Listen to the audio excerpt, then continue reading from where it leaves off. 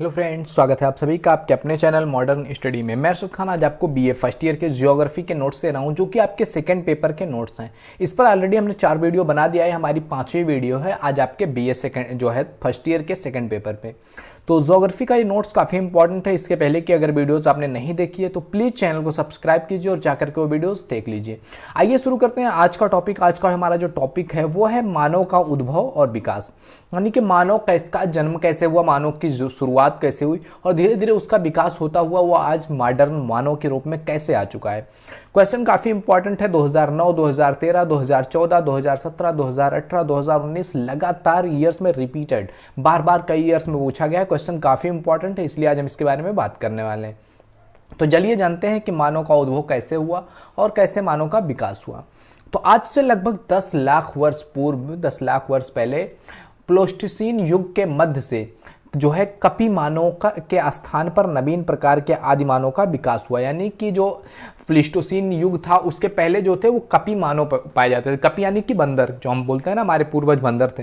तो कपी मानव के स्थान पर जब जो प्लेस्टोसीन युग है वहाँ से आया, तो वहाँ पर नए प्रकार के आदि मानव की शुरुआत हुई, जिनके हाथ पैर और मस्तिष्क जो थे वो अपेक्षाकृत अधिक विस्तृत से थे कपी मानव से।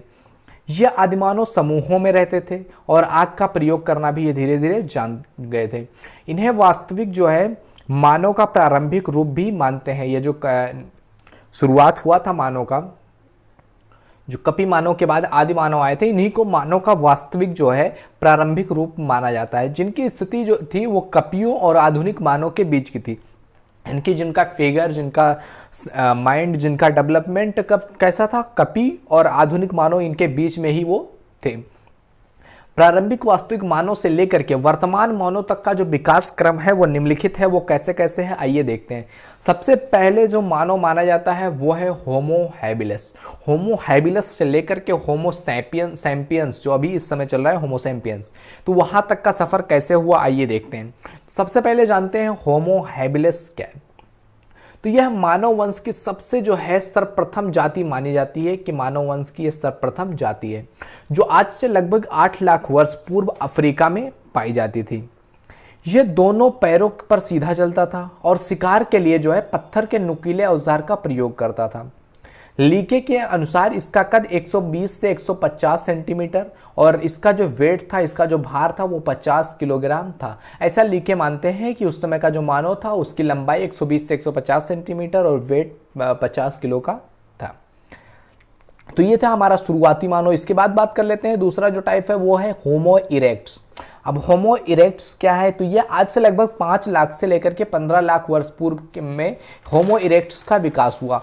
होमो इरेक्ट्स में क्या होता है, ये यहाँ से लेकर के इसके विकसित में अनेक आदिमानव के जीवाश्म पाए गए। यानी कि जो होमो इरेक्ट्स है ना, इसमें तमाम सारे आदिमानवों के जो है जीवाश्म पाए गए, जिनके आधार पर इसका नाम रखा गया।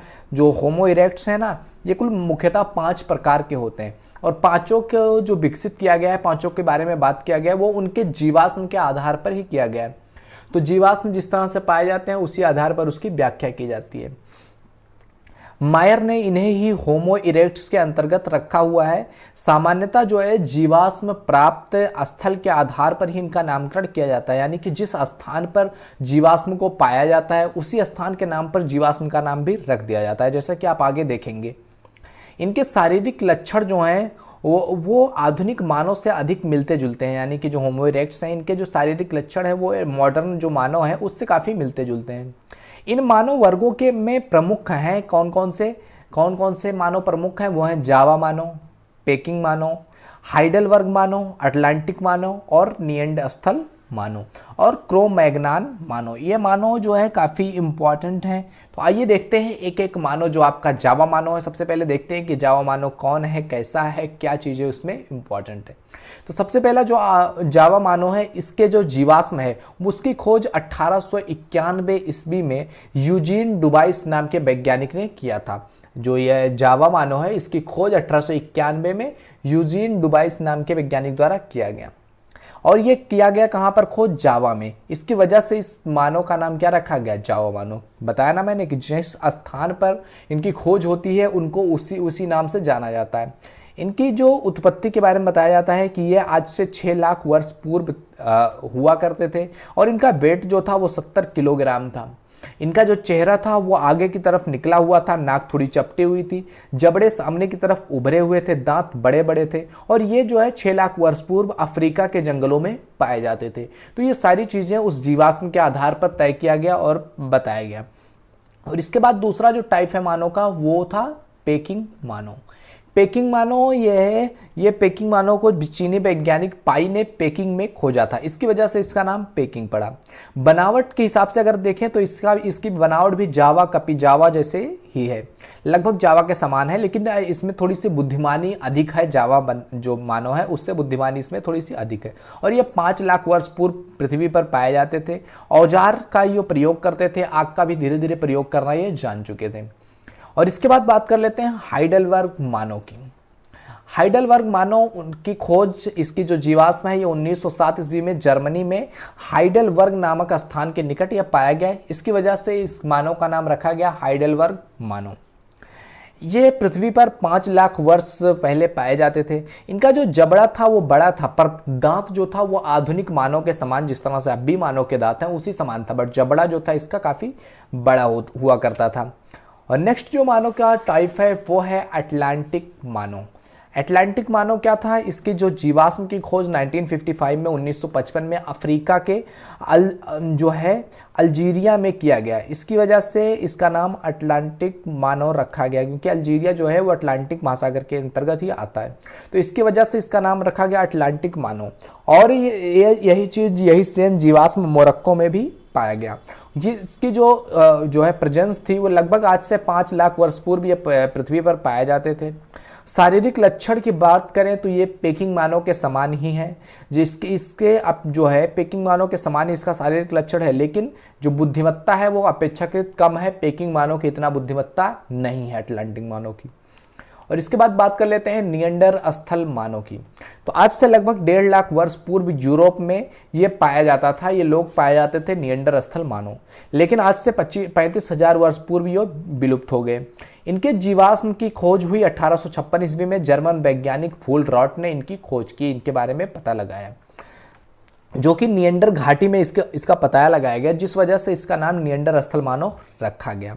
इनके शरीर की अगर बात करें तो इनका शरीर सुडौल, लंबाई 160 सेंटीमीटर तक थी, ललाट छोटा था, नाक चौड़ी थी और वर्तमान मानव का निकटतम पूर्वज इसी को माना जाता है कि ये जो निएंडरस्थल मानव है ये इस समय मॉडर्न जो वर्तमान मानव है इसका सबसे निकटतम पूर्वज यही है।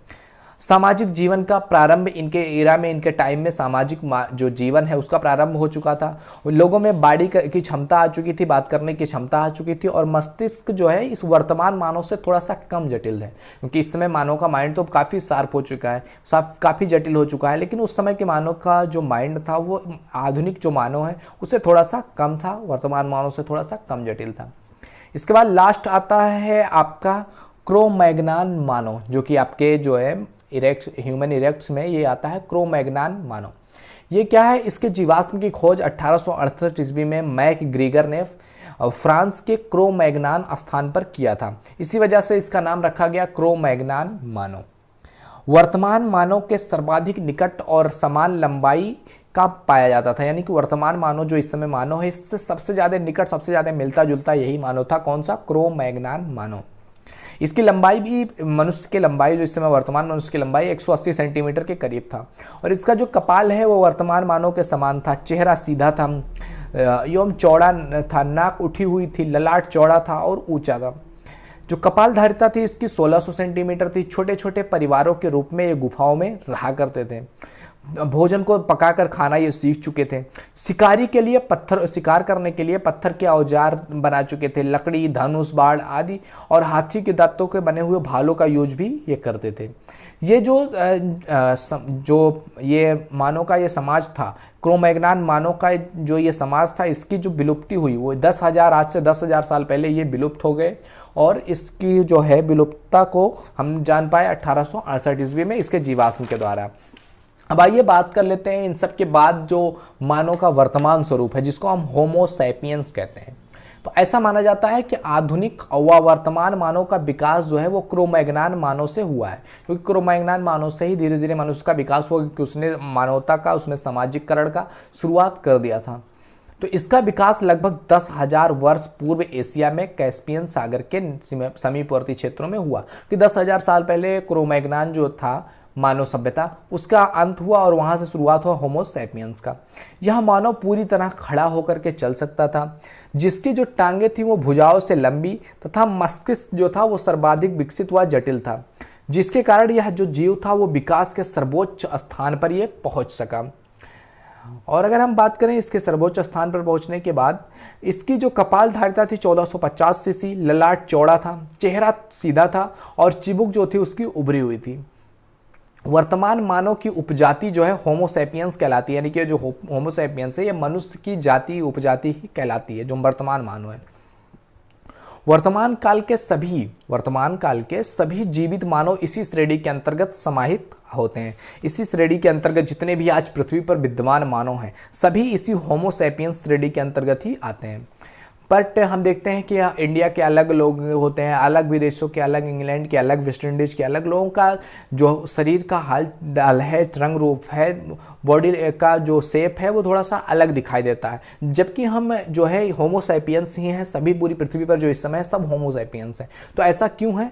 क्योंकि कालांतर में प्रवास के कारण वर्तमान मानव अनेक दूरवर्ती क्षेत्रों में बिखर गया, यानी कि जो धीरे धीरे समय के साथ साथ तो लोग एक जगह से दूसरे जगह तक गए, कालांतर में उनका प्रवास हुआ और वर्तमान मानव जो है वो अनेक क्षेत्रों में बिखर गया और दीर्घ काल तक, लंबे समय तक किसी जगह पर रहने के कारण उसके जो हाव भाव हैं, उसके शरीर के जो स्वरूप हैं उसमें भी काफ़ी ज़्यादा परिवर्तन आ चुका है। और इस प्रकार वर्तमान मानव अनेक मानव प्रजातियों से विभक्त हो गया, जिसके अपने अपने कुछ सामान्य अनुवांशिक लक्षण हो चुके हैं। तो ये था दोस्तों मनुष्य का जो उद्भव और मनुष्य का विकास कैसे कैसे हुआ। तो आशा करता हूँ आपको वीडियो अच्छी लगी होगी, अच्छे से समझ में आया होगा कि मनुष्य का विकास आखिर कैसे कैसे हुआ, कब कब कौन कौन से जो है मानव पाए गए। तो आशा करता हूँ वीडियो अच्छी लगी होगी। वीडियो पसंद आए तो लाइक जरूर कीजिएगा। अगर आप चैनल पर नए हो तो प्लीज़ सब्सक्राइब कर लीजिए, काफ़ी इंपॉर्टेंट है आपके लिए। आप देखेंगे साबरा बीए का आपका जितने भी एलिमेंट्स हैं सब कुछ आपको इसी टॉपिक में इसी चैनल पर मिल जाएगा। तो मिलते हैं आपसे अगले वीडियो में, तब तक के लिए जय हिंद, जय भारत, थैंक यू।